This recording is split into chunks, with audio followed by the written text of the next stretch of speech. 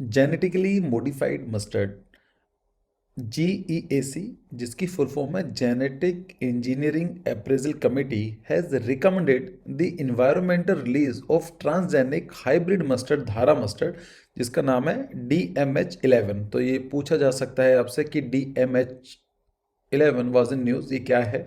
तो इसके बारे में बात करेंगे, जेनेटिकली मॉडिफाइड कैसा होता है, इसके फ़ायदे क्या हैं, नुकसान क्या है, डिटेल में बात करेंगे। तो कंटेक्स्ट ये है कि GAC ने रिकमेंड किया है कि आप धारा मस्टर्ड को इन्वायरमेंट में रिलीज कर सकते हैं, मतलब इसको कॉमर्शलाइजेशन किया जा सकता है। अब GEAC ने तो कर दिया है, अल्टीमेटली जो डिसीजन लेता है वो लेते हैं ministry of environment forest and climate and change, MOEFCC। तो जो रिकमेंडेशन है ये जाएगी मंत्रालय के पास, और अगर उसको लगेगा, मंत्रालय के डिस्कशन होगा, अगर ये फाइनल हो जाएगा वहाँ से, अगर रिकमेंडेशन को अप्रूव कर लिया जाता है तो ये इन्वायरमेंट रिलीज हो जाएगा।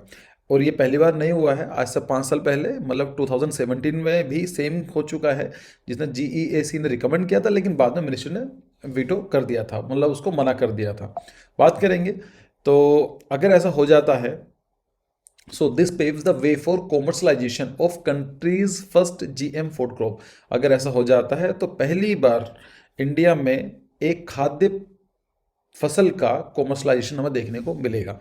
लेकिन अगर आपको थोड़ा सा याद होगा, आपने पढ़ा भी होगा NCERTs में, कि BT कॉटन तो ऑलरेडी पहले आ चुका है इंडिया में। जैसे बहुत सारे आर्टिकल यहाँ डाल दिया है मैंने, 25 जनवरी का ये 2 साल पहले का है। So genetically modified cotton, how has it change India, मतलब नियरली 2 डिकेड अगो, 20 साल पहले, genetically modified type of the cotton known as a BT cotton was introduce to India to reduce farmer insecticide use. ये क्यों use किया गया था? क्योंकि बहुत ज़्यादा इसको कीड़े लगते थे, तो इंसेक्टिसाइड यूज़ करना पड़ता था। तो अल्टीमेटली कॉटन को इस तरह से बना दिया गया जिससे कि उसके अंदर इंसेक्ट कम लगे।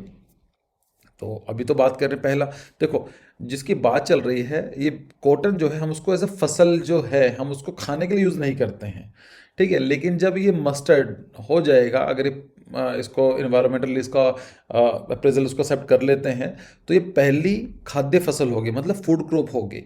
तो BT cotton is not a food crop.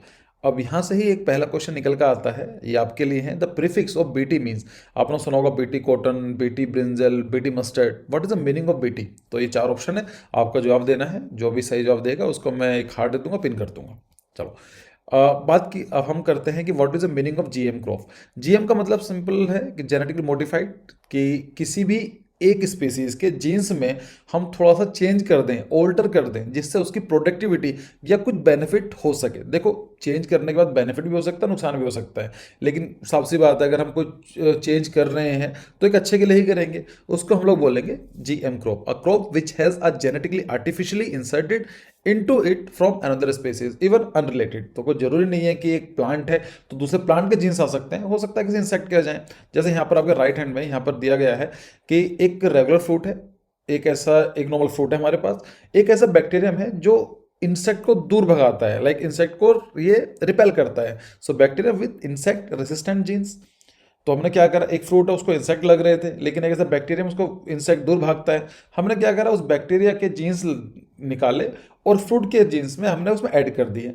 उसका फायदा क्या होगा, जो जो रिजल्ट निकल कर आएगा, जो फाइनल प्रोडक्ट होगा, it will be insect resistant fruit. Simple, जो फ्रूट होगा उसको इंसेक्ट नहीं लगेंगे, इसी को बोला जाता है GM crop. So are there other GM crop in India? अगर हम बात करें, no, India has not approve commercial cultivation of other GM crop.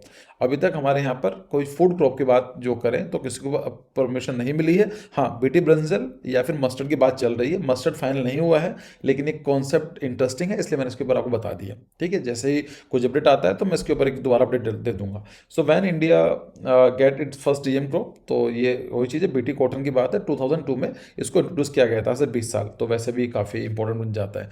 अब हम बात करते हैं कि जेनेटिकली मॉडिफाइड जो ऑर्गेनिजम्स हैं, इनका बेनिफिट क्या है या कॉन्सिक्वेंसेस क्या है। देखो, दोनों ही चीज़ें होती हैं, प्रोज भी हैं और निगेटिव भी हैं। अगर सब कुछ अच्छा होता तो आज तक क्यों नहीं हुआ है, और अगर सब कुछ खराब होता तो उसके बारे में बात क्यों हो रही है ना। So solution does not lies in streams, it lies somewhere in middle.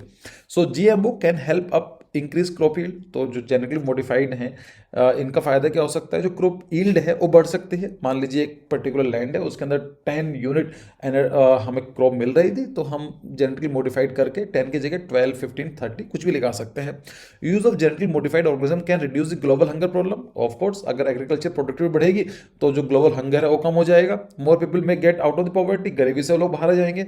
GMO may contain higher amount of the beneficial substances, हम उसके अंदर कुछ ऐसे विटामिन भी डाले जा सकते हैं, न्यूट्रिशन डाल सकते हैं जो नॉर्मल क्रॉप में देखने को नहीं मिलते हैं। Can make plant more resistant, जैसा अभी हमने एग्जांपल दिया था, तो पेस्ट से बचाया जा सकता है। GMO may help to lower food prices, अगर सप्लाई ज़्यादा होगी तो उसके प्राइसेस कम हो जाएंगे। आपने देखा होगा कि जब सप्लाई कम होती है, जैसे ऑनियन है, टोमेटोज हैं, इनके प्राइसेस बहुत ज़्यादा बढ़ जाते हैं, कहते हैं ना मार्केट में कम है, सो सप्लाई नहीं होगी तो ऑफकोर्स उसके पैसे बढ़ेंगे। सो एफिशिएंट लैंड यूज, जब एक लैंड से 10 यूनिट आ रही थी, अब हम 12 आ रहे हैं, तो it will increase the efficiency. Easy to cultivate GMOs, ठीक है, less work is needed in agriculture. अब पेस्टिसाइड की जरूरत ही नहीं है, उसको इंसेक्ट लगता ही नहीं है, तो हमें उसके अंदर जो काम है, जो वर्क है वो कम लगेगा। Taste of food may be improve through GMOs, तो मे बी मतलब इसको इम्प्रूव किया जा सकता है। We can save water and agriculture processes, ऐसा मान लीजिए कोई एक क्रॉप है, उसको पानी की जरूरत बहुत ज़्यादा थी, लेकिन आपने उसको ड्रोट रेसिस्टेंट बना दिया, मतलब सूखा पड़ेगा तो झेल जाएगा, तो इसमें पानी की कमी हो सकती है। Longer shelf life of genetically modified food, अब शेल्फ लाइफ का मतलब होता है कि एक कोई प्लांट है, कोई भी प्रोड्यूस है, वो अपने आप कितने दिन तक रह सकता है। उसके बाद देखा होगा ना कि इट स्टार्ट डिकम्पोजिंग, तो उसकी जो सेल्फ लाइफ होती है उसको बढ़ाया जा सकता है। मान लीजिए एक मैंगो है, वो 5 दिन तक रह जाता है, लेकिन हम उसको चेंज करके वो अब ऐसा कर दिया कि 10 दिन तक भी उसको आप कंज्यूम कर सकते हैं। So self life of any species या क्रॉप कैन बी इंक्रीज। अच्छा, ये सिर्फ प्लांट में नहीं होता है, किसी भी स्पीसीज में किया जा सकता है। अब इसके ऊपर कॉन्सिक्वेंसेस क्या है, देखो पहले तो आता है रिलीजियस कंसर्न रिगार्डिंग द जीएमओज, क्योंकि कहीं ना कहीं जो रिलीजियस जो टेक्स्ट हैं वो कहीं ना कहीं परमिट नहीं करते हैं। मतलब आप सोच कर देखो कि भगवान ने, नेचर ने कुछ बनाया और इंसान उसमें चेंज कर रहे हैं ना, उनके जीन्स में चेंज कर रहे हैं। सो कहीं ना कहीं ये रिलीजियस कंसर्न भी होते हैं। Human should not play God, कि हम भगवान तो है नहीं जो हम अपने हिसाब से नई स्पीसीज बना रहे हैं। ऐसी मूवीज अपने बहुत सारे देखी भी होंगी, ठीक है। स्प्रेड ऑफ सीरियस एपिडेमिक्स और पैंडेमिक, अभी आपको लग रहा है कि आपने कुछ अच्छा कर दिया है, लेकिन हो सकता है कि उससे बीमारी फैल जाए, है ना। May you we may underestimate the risk of GMO, तो ये भी चीज़ ध्यान रखने वाली बात है कि जीएमओ का रिस्क भी है। Possible safety issues of GMO, GMO में also alter the DNA of natural plant. Allergic reaction हो सकता है कि न्यूट्रिशन अच्छे हों लेकिन वो नुकसानदेह हमारे शरीर में उसको खाने के बाद। GMO may have the potential to alter our DNA. मान लीजिए कोई एक फ्रूट है, वो नॉर्मल था, हम लोग उसके मैच करते थे, एक आपने उस फ्रूट में डीएनए में चेंज कर दिया, हो सकता है उसका जब हम उसको कंज्यूम करेंगे हमारे डीएनए में कुछ चेंजेस हो जाएं, कुछ इसका साइड इफेक्ट देखने को मिले, ठीक है। So it can make us more vulnerable to serious diseases. Inefficient objectivity related to GMO, ठीक है। Use of GMO is not natural, ये तो आप मानते हैं कि प्राकृतिक नहीं है, ये आर्टिफिशियल है। May lead to antibiotic resistance. Antibiotic resistance क्या होता है कि जब हम एंटीबायोटिक ज़्यादा लेते हैं या हमारी जो बॉडी है एंटीबायोटिक हम लेने के बाद जो उसका इफेक्ट होना चाहिए वो कम हो जाता है, तो उसको हम बोलते हैं एंटीबायोटिक रेसिस्टेंस, ठीक है। GMO level are often missing और मिसलीडिंग, तो कहीं ना कहीं ये चीज़ देखा हुआ है। मान लीजिए आपको प्रेफर नहीं करते हैं जीएमओ ऐसे फूड को खाना, लेकिन हम मार्केट जाते हैं, उसमें लेबलिंग लिखी नहीं होती है, और लिखी भी होती है वो छोटी लिखी होती है, ये आम जनता को नहीं पता होता है। Like at least citizen should know कि वो क्या कंज्यूम कर रहे हैं। दूसरा ये चीज़ होती है, देखो जब हम लोग जेनेटिकली मॉडिफाइड क्रॉप को ज़्यादा पता चलेगा बेनिफिट हो रहा है, अब एक फार्मर की तरह सोचो, उसको 10 की जगह 15 यूनिट मिल रहा है तो डेफिनेटली वो उसको यूज़ करेगा। लेकिन इसका नुकसान क्या होगा, जो लोकल वेराइटीज़ हैं ऑफ एनी क्रॉप वो कम हो जाएंगी। तो इसीलिए आपने सुना भी होगा कि सीड बैंक्स बनाए जाते हैं, जितने भी दुनिया में जितने भी तरह के प्लांट्स हैं उनके सीड्स रखे हुए हैं, एक नेशनल लेवल पर भी होते हैं और एक वर्ल्ड लेवल पर भी रखे हुए हैं। जहाँ तक मुझे याद है, I think it was in Norway, जहाँ पर सीड बैंक है।